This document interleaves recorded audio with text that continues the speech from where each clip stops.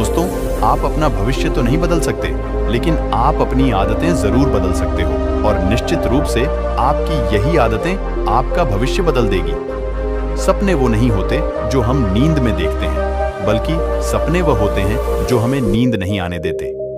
जब हम सोते हैं तो हमारा शरीर मृत शरीर के समान होता है, और जब हम उठते हैं तो हमारा एक नया जन्म होता है, और इस नए जन्म के साथ ही हमें अपने जीवन की शुरुआत करना चाहिए। अपने दिन को, अपने जीवन को एक नई दिशा देनी चाहिए। दिन में पूरे 24 घंटे में सबसे ज्यादा खूबसूरत और सबसे ज्यादा प्रभावित करने वाला समय सुबह का होता है, और इस सुबह के समय में जिन आदतों को आप अपने जीवन में अपनाओगे, वास्तव में वो आदतें आपके पूरे दिन को नहीं, बल्कि आपके पूरी जिंदगी को भी प्रभावित करेगी और आपके लक्ष्यों पर सकारात्मक प्रभाव डाल सकती है। आपकी सफलता और असफलता में सुबह की आदतों का महत्वपूर्ण योगदान होता है।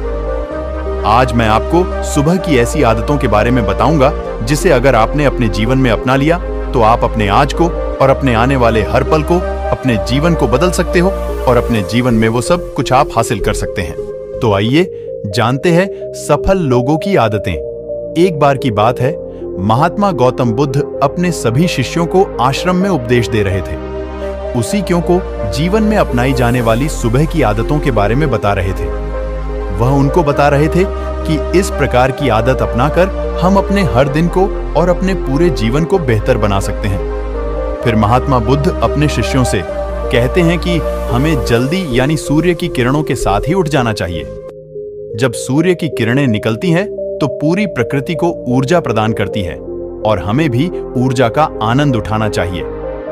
जो व्यक्ति देर से उठता है और सूर्य की ऊर्जा को ग्रहण नहीं कर सकता और पूरे दिन नीरस रहता है, उसका पूरा दिन अलग से भरा रहता है। फिर महात्मा गौतम बुद्ध पहली आदत बताते हुए शिष्यों से कहते हैं, चाहे हमारा कल कैसा भी बीता हो, लेकिन हमें आज की शुरुआत सकारात्मक बातों के साथ ही करनी चाहिए। हमें सुबह उठते ही सबसे पहले सभी को आभार प्रकट करना चाहिए। हमें उन लोगों का धन्यवाद करना चाहिए जिन लोगों ने हमारे बुरे समय में मदद की है। हमें उस परम पिता परमेश्वर को धन्यवाद देना चाहिए जिन्होंने हमें यह स्वस्थ शरीर प्रदान किया है। हमारे अंदर किसी भी प्रकार की कोई कमी नहीं है। हम स्वयं चल सकते हैं, बोल सकते हैं, सुन सकते हैं, इस प्रकृति की सुंदरता को देख सकते हैं, चिड़िया के चहचहाना के आवाज को सुन सकते हैं, नदियों के बहने की आवाजों को सुन सकते हैं। क्योंकि बहुत से लोगों ने तो यह देखा भी नहीं होगा क्योंकि उनके आंख नहीं है। कुछ लोगों ने इसे सुना भी नहीं होगा क्योंकि उनके कान नहीं है। बहुत से लोग तो चल भी नहीं पाते हैं क्योंकि उनके पैर नहीं हैं। हमें परमात्मा का आभार प्रकट करना चाहिए कि उन्होंने हमें इस काबिल बनाया है कि हम अपना काम स्वयं कर सकते हैं। किसी और पर हमें निर्भर नहीं रहना पड़ता, जबकि बहुत से लोगों को चलने के लिए भी दूसरों का सहारा लेना पड़ता है और दूसरों के ऊपर निर्भर रहते हैं। हमें इस प्रकृति को, अपने आसपास की चीजों का धन्यवाद करना चाहिए जिन्होंने हमारे जिंदगी को इतना सुंदर बनाया है। यह रंग बिरंगे फूल जो हमें खुशबू प्रदान करते हैं, वह नदी जो हमें पीने का पानी उपलब्ध कराती है, यह पेड़ पौधे, यह शुद्ध हवा या फल हमें इस प्रकृति से प्राप्त होते हैं। हमें इन सब का आभार प्रकट करना चाहिए, इनको धन्यवाद देना चाहिए। इन सब ने मिलकर हमारे जीवन को बेहद ही खूबसूरत बनाया। हमारे मन के भीतर कई तरह के विचार चलते रहते हैं। विचारों का एक कोलाहल मचा रहता है। हम नहीं चाहते, फिर भी हमारे मन में कोई ना कोई विचार आ ही जाता है, और इन विचारों के कारण ही हम तनाव महसूस करते हैं। हमें इन विचारों को शांत करना होगा, और हम इन विचारों को ध्यान के माध्यम से ही रोक सकते हैं। इसके लिए हमें एक शांत जगह पर बैठ जाना है और अपनी आती जाती सांसों पर ध्यान लगाना है। हमें इसे बात का ध्यान रखना है कि हम किस नाक से सांस ले रहे हैं और किस नाक से छोड़ रहे हैं। शरीर के कौन कौन से अंग हमारी सांसें टकरा रही हैं। जब हम अपना ध्यान हमारी पूरी सांसों पर लगाएंगे तो हमारा मन एक जगह पर केंद्रित हो जाएगा और भटकना बंद कर देगा। और जब हमारा मन एक जगह पर केंद्रित हो जाता है तो हमारे मन को एक नई ऊर्जा प्रदान होती है, और वही ऊर्जा हमारे दिन को उत्साह से भर देती है और खुशी प्रदान करती है। ध्यान करने से हमारा दिमाग स्वस्थ हो जाता है, हमारे मन के सारे विचार खत्म हो जाते हैं, और दिन में हम जब भी कोई कार्य करने वाले होते हैं तो उसके लिए हमें निर्णय लेने में भी बड़ी आसानी होती है और हम सही और स्पष्ट फैसले ले पाते हैं और अपने काम को पूरे लगन वामन के साथ पूरा कर पाते हैं। हमारा पूरा दिन तनाव मुक्त रहता है।